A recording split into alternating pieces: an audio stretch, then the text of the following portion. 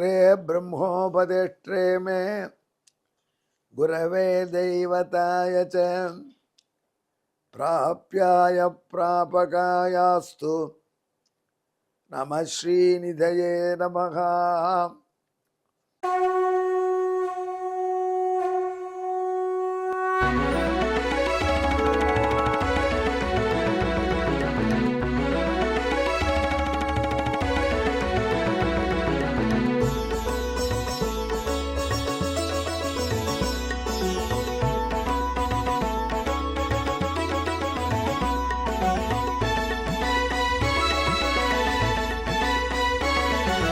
सहस्रनामं सहस्रनामं श्रीवेङ्कटेश सहस्रनामं सहस्रनामं सहस्रनामं श्रीवेङ्कटेश सहस्रनामम्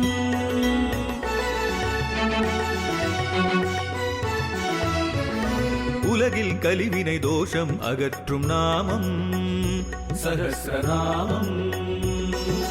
உயர்வுகளை வாழ்வில் அளிக்கும் நாமம் சஹஸ்ரநாமம். திருமலையில் தினம் அர்ச்சனை நடைபெறும் நாமம் சஹஸ்ரநாமம். திருவேங்கடனின் தரிசனம் காட்டும் நாமம் சஹஸ்ரநாமம்.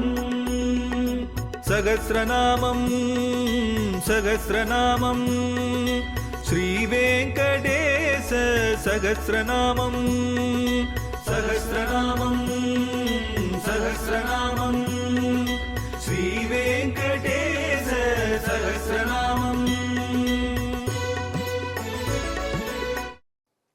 காரிய வைகுண்டம் என்று எம்பெருமான் ஒவ்வொரு பிரம்மாண்டத்திலையும் வைகுண்டம் போல தனக்கு ஒரு செட்டப் வச்சுட்டுருக்கார். இதை பற்றி நாம் முன்னாடியே உங்களுக்கு சொல்லியிருக்கோம். எப்படி திருவேங்கடமுடையான் சன்னதி திருமலையில் இருக்கோ அப்படி பல முக்கியமான நகரங்களிலே இந்த உலகத்திலே எம்பெருமானுக்கு ஒரு பிரான்ச் திருவேங்கடமுடையான் சன்னதி அங்கங்கே உண்டு. அங்கேயும் காலங்காலத்தால் திருப்பாவை சாத்துவர சுப்பிரபாதம் தத்தியோன்ன பிரசாத விநியோகம் லட்டு விநியோகம் உற்சவங்கள் எல்லாம் உண்டு. நம்ம சென்னையில் கூட பார்க்கிறோம். வெங்கட்நாராயண ரோட்டில் திருமலை எம்பெருமானுடைய திருமலா டிடி திருமலா சென்டர், அந்த சென்டரில் கோயில் எம்பெருமான் காட்சி தருகிறார். அங்கும் ஜனவரி 1ஆம் தேதி ஆயிடுச்சுனா கியூ நிற்கிறது. வெங்கடநாராயணன் கடந்து அண்ணா சாலை வரைக்கும் வர்றது கூட்டம். கியூ நிற்கிறது. வருஷப்பிறப்பன்று புதிய வருஷம் பிறக்கும் பொழுதும் மக்கள் மகிழ்கிறார். யார் யார் திருமலைக்கு போக முடியுமோ அவங்க இங்கே கொஞ்சம் திருமலையை பார்த்தோம் என்று ஆறுதல் பெறும்படியாக பகவான் ஏற்பாடு பண்ணியிருக்கான். அதே மாதிரி வைகுண்டமும் அங்கங்கே வைகுண்ட சென்டர் வச்சுருக்கான்னு வச்சுக்கோங்களேன். பிரம்மாண்டங்களும் ஒவ்வொரு இடத்துல. அதுக்கு காரிய வைகுண்டம் என்று பெயர். அங்கே போனால் திரும்பலாம். அசல் வைகுண்டத்துக்கு போயிட்டால் திரும்பவே முடியாது. இதுதான் மேட்டர்.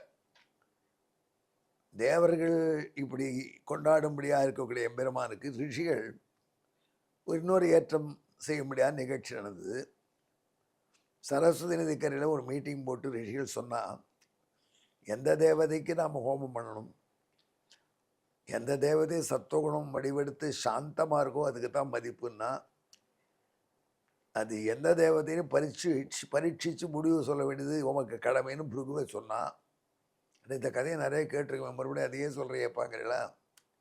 ஆமாம். பிருகு போனார், பிரம்மாவை பரீட்சை பண்ணினார். பிரம்மா கோபிச்சுட்டார். சிவன்கிட்ட போனார். சிவனுக்கும் பிடிக்கல பிருகு பண்ண அட்டகாசம். நிறைய காரிய வைகுண்டம் போனார். காரிய வைகுண்டத்திலே பரந்தாமன் ஆதிசேஷனிலே சயனம் பண்ணி கொண்டிருக்கான். திருவடிவாரத்தில் லக்ஷ்மி தேவி கைவர மலர்மகள் கைவரன்னு திருவடியை வருடி விட்டுருக்கா. லக்ஷ்மியினுடைய அப்பா தான் பிருகு. ஒரு அவதாரம் லக்ஷ்மியுடைய பெண்ணாக பிறந்திருக்கா. அப்போ ஏற்பட்ட பிருகு மாமனார் ஸ்தானத்திலே உள்ளவர். யார் சொல்லியும் கேட்காம சுனாமி போல் உள்ள வரார். நாராயணனை டெஸ்ட் பண்ணுவதற்காக வரார். அவருடைய காலை ஓங்கி வீசினார். நாராயணன் மார்பு மீது படுத்துருக்கிறவன். நம்ம வீட்டில் நம்ம படுத்துருக்கச்ச ஒரு ஆள் வந்து, அப்பா நீ உனக்கு பொறுமை இருக்கா இல்லையான்னு பார்க்க வரேன் அப்படியே நம்ம மார்பில் உதைச்சா நம்ம சும்மா இருக்க முடியுமா? நாம் சும்மா இருந்தால் கூட நம்ம உடம்பு சும்மா இருக்குமா? ஒரு முடிவு பண்ணிட்டா நான் கூட என்னை தடுக்க முடியாதுங்கிறாங்க. அந்த மாதிரி பிருகு வந்து உதைக்கிறார். நான் கூட என்னை கண்ட்ரோல் பண்ண முடியாது, வந்த ரிஷியினுடைய மார்பில் உதைக்கிறாரே என்று பகவான் கோபித்து கொண்டானா? இல்லையே, அப்படியே தான் இருக்கான். அன்றளர்ந்த தாமரை போன்ற முகத்தோட சாந்தியோடு அமைதியோடு இருக்கான்.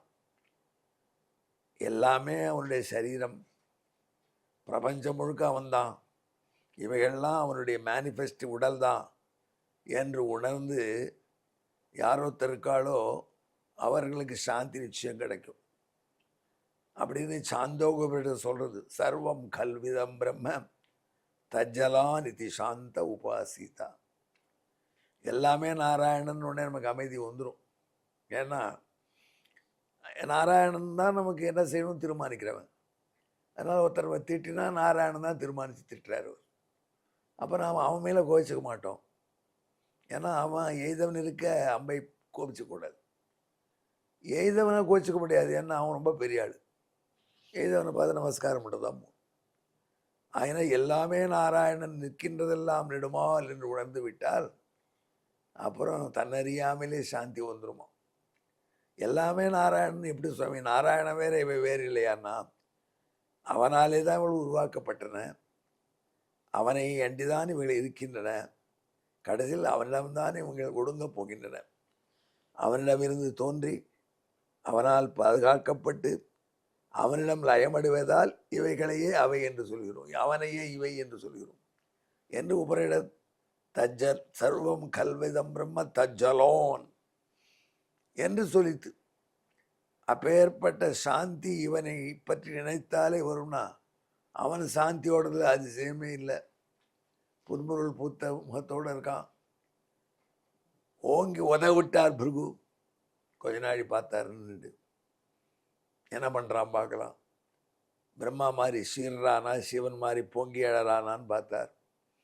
ஆனால் பகவான் இப்படிலாம் செய்யலை. புன்முருள் பூத்து சுவாமி க்ஷமித்துக்கணும், நீங்கள் வரதனா கவனிக்காது போயிட்டேன், மன்னிக்கணும், நீங்கள் வரைச்சா படுத்துக்கக்கூடாது, பெரியவர் மகர்ஷி தபஸ்வி பிருகு மாமனார் வேறு நீங்கள் எனக்கு, நீங்கள் என் மார்பில் உதவிட்டுருக்கேளு. என் மார்பில் எத்தனை அசுரன்கள் பானம் விட்டுருக்கான். அந்த பானம்லாம் குத்தி குத்தி கரடு முரடாக இருக்க மார்பு. அந்த கரடு முரடான மார்பில் தங்களுடைய மென்மையான பாதத்தை வைத்து உதைக்கலாமா? அப்படி அமருங்கள்னா உதைச்சவனுக்கு ஒரு நல்ல ஆசனம் போட்டான். லக்ஷ்மி என்றான். அவள் கடுப்பாக இருக்க. லக்ஷ்மி கோபிச்சிக்கவே மாட்டான். அன்றைக்கி அவளுக்கே கோபம் வந்துடுது. கொஞ்சம் கூட இங்கேயும் இல்லாமல் என்ன தான் எங்கள் அப்பாவாக இருந்தாலும் கூட மார்பை உதைச்சிருக்காரு. அந்த மார்பு என்று பகவானுடைய அந்தப்புறம். அந்த பகவானுடைய அந்தப்புறம் மார்பா. அந்தப்புறம் என்ன, ராணிகள் இருக்கிற இடத்துக்கு அந்தப்புறம்னு பேர். உலகத்துக்கு ராணியான லக்ஷ்மி தேவி இருக்கிற இடம் எது? அகலகில்லையே நிறையும் என்று அலர்மேல் மங்கை உரை மார்பனுடைய மார்பு இல்லையா? எனவே தான் அவனுடைய மார்பை அவனுடைய அந்தப்புறம் என்று வழங்குவார்கள். அழகாக திருவாய்மொழி வியாக்கியானம் கூட ஆச்சாரியர்கள் அர்ஜுனனுக்காக பகதத்தன் விட்ட அஸ்திரத்தை அந்தப்புறத்திலே ஏந்தினான் என்று சொல்வார்கள். அவனுடைய மார்பு அவனுக்கு அந்தப்புறம். அந்த மார்பில் வச்சு உதைச்சிருக்கார், அந்தப்புறத்தில் உதைச்சிருக்கார். நம்ம இன்சல்ட் பண்ண கொண்டால் கூட பொறுக்கலாம். நம் மனைவியை இன்சல்ட் பண்ணால் பொறுக்க முடியுமா யாராவது? அது அவ்வளோ பொறுமையோட பல்ல இடிச்சுண்டு, அதனால தான் லக்ஷ்மி கூட கடுப்பாயிட்டா. கடுப்பே ஆகாத லக்ஷ்மி கூட கோபம் ஒரு நாள் வந்துடுது. அவரை உட்காத்தி வச்சு, லக்ஷ்மி கொஞ்சம் வெந்நீர் கொண்டு வாயேன் அப்படின்னு சொல்லி லக்ஷ்மி தேவி தானே வெந்நீர் கொண்டு வந்தான்னா பகவான் சொல்கிற நீயே கொண்டு வான்ட்டான். நீயே வெந்நீர் கொண்டு வா. சேட்டிகுமாரெல்லாம் வேலைக்காரிகள்லாம் சொல்லலை, தானே வெந்நீர் கொண்டு வந்தான். பிராட்டி கொண்டு வந்து வெந்நீர் எடுத்து அவர் காலில் ஊற்றி நல்லா மெசேஜ் பண்ணி விட்டு, இப்போ அது கொஞ்சம் வெளி இல்லாமல் இருக்கா மகரிஷியே, மன்னிச்சுக்கணும், என்ன விஷயமா வந்தேள் அப்படின்னா, என் விஷயம் முடிஞ்சு போச்சுன்னு போயிட்டார். வந்த வேலை முடிஞ்சு போயிடுத்துக்கிறீரே, என்ன ஆயிடுத்து, நான் போயிட்டு வரேன், போயிட்டார் அவர். லக்ஷ்மி தேவி கேட்டா, வந்த வேலை என்ன முடியுது, உதைக்கிறதா ஒரு வேலையா? தெரியலையம்மா, நீ தான் சொல்லணும் உங்கள் அப்பாட்ட கேட்டு. எங்கள் அப்பாவும் அந்த மாதிரி சொல்லி உங்கள் மார்பில் உதைச்சவரை காலை பிடிச்சி விட வச்சு என்னை வெந்நீர் கொண்டு வர சொல்லி இதெல்லாம் சரியாக படலை, மும்மோனை கொடுத்து நடத்த மாட்டேன் அவரை கோச்சின்னு போயிட்டார். அப்பொழுதும் பகவான் பொறுமையாக இருந்தான். அப்புறம்தான் பிரிவாற்றாமல் தவிக்க தொடங்கினானே ஒழிய, அப்படி திடீரென்று பிருகு மார்பிலே உதைத்ததினால எந்த விதமான மாறுதலும் முகத்தில் ஏற்படலை. அப்படி இருப்பவன் தானே சுவாமி சாந்தன். சாந்தாகாரம் புஜகசேனம் அவனை சொல்ல முடியும். அவனின்றி மகாசாந்தன் உண்டோ? ஆகினால் அவனை பெரிய அமைதியை உடையவன் மகாசாந்தன் என்று நாரத பகவான் பெயரிட்டு சொல்றார்.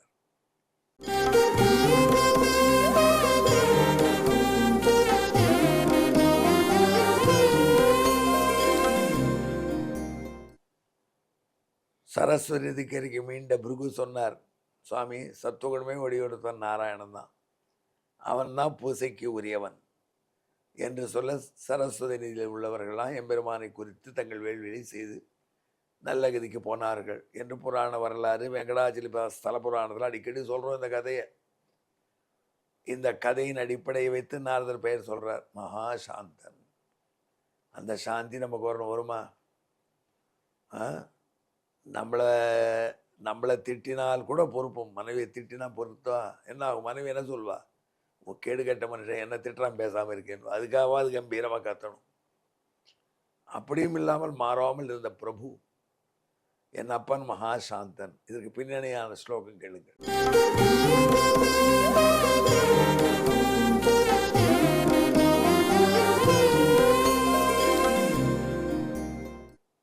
பாதம் பரீட்சிப்ப பிருகோ நிசாந்தே லக்ஷ்மி வசத்யா பிதாடகேத யோ சாந்தாசி ஸ்மிதசன்முகப்ஜஹ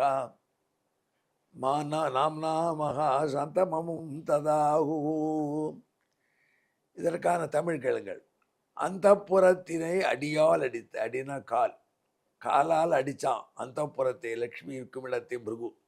அந்த புறத்தினை அடியால் அடித்த அம்முனி மீது கோபம் கொள்ளான். மற்ற கோபம் கொள்ளலையே.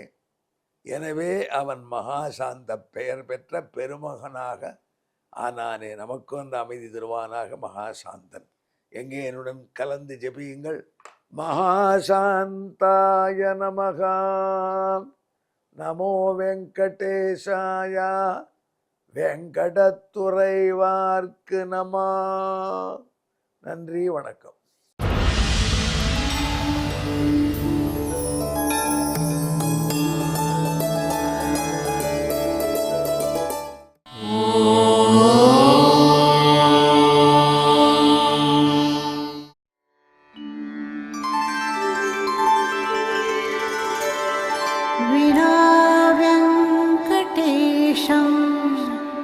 ननाथो ननाथः सदा वेङ्कटेशं स्मरामि स्मरामि.